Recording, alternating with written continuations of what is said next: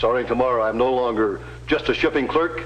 I'm chairman of the board. And it's all because of Freaking.com.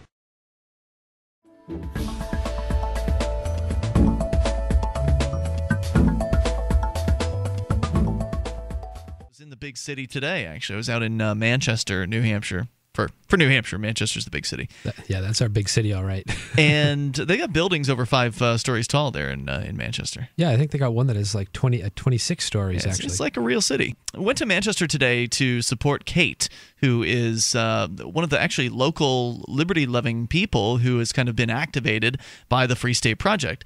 She's real close with the folks over at copblock.org and also is one of the hosts of Ladies in Keene.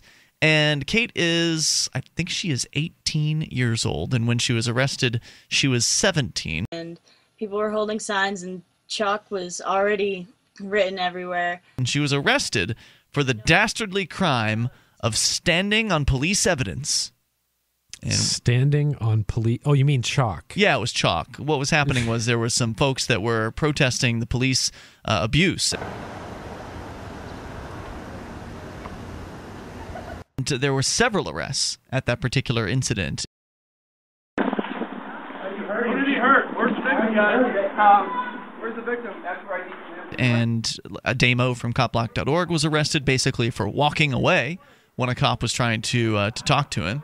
And there were a number of people that were arrested and charged with things like criminal mischief and disorderly conduct, kind of these catch-all charges where they don't actually have a charge for chalking. It's chalk. I mean, chalking in New Hampshire is actually completely legal. Is it? Even if on the side of the building? At the state level, yeah. See, this is it's strange. The state law says you have to damage something, but I mean, if you put chalk on something, there's actually a federal court decision from the Ninth Circuit Court of Appeals out, in the Western United States. But there, the New Hampshire's criminal mischief statute says damage, and children's chalk causes about as much damage to the side of a building that it does to the ground. The only difference is that it's vertical. But at the same time, chalking the ground isn't found to be as disruptive by the government as chalking the side of a police station would be. Sure. And in fact, one of the cops made the point that, he took personal offense to what was going on. Really? Today. So today was Kate's trial in front of a jury. When she struggled with Officer Elston, Sergeant Mucci, and Sergeant Patty as they attempted to handcuff her against the peace and dignity of the state. They're kind of slowly heading toward the activists. Looks like they're sort of grouping up first.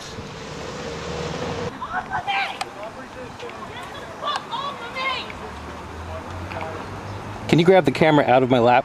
She's already been tried. The way it works here in New Hampshire is there are 3 courts. There's District, Superior, and Supreme.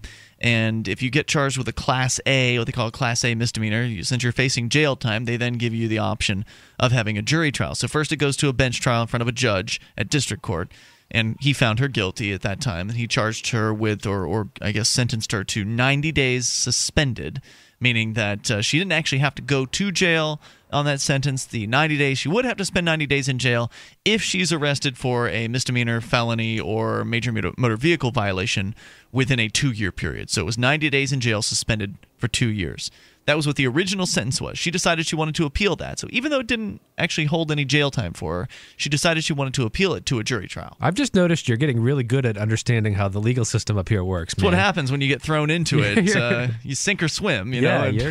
You've got this stuff like on the back of your hand, man. Yeah, I've got some of it down. I've been through it enough times, and I've certainly observed enough people going through it as well. So she appealed to the jury trial. Let me just say that if during the course of the trial you have any questions, something arises that you're not sure about, a process or a personal matter, or something that has arisen that you believe should be brought to my attention, do not discuss it with other jurors. Yep. So they have to bring all the cops back in. They've got to bring all the evidence back in, and this time they're presenting the case to the jury.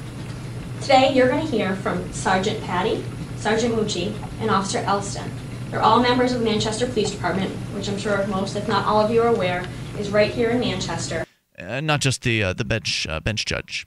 And that was the purpose today, and a number of activists came out. A lot of us made the trip over from Keene. You're going to hear that there was a number of people, about 10, 15 people outside the Manchester Police Department. They were writing on the walls, graffiti. They were writing with chalk on the walls of the police department, the retaining walls, and on the sidewalk. Because this is the crime, the police were investigating this crime, and they were taking pictures as evidence if they needed to use it at a later date.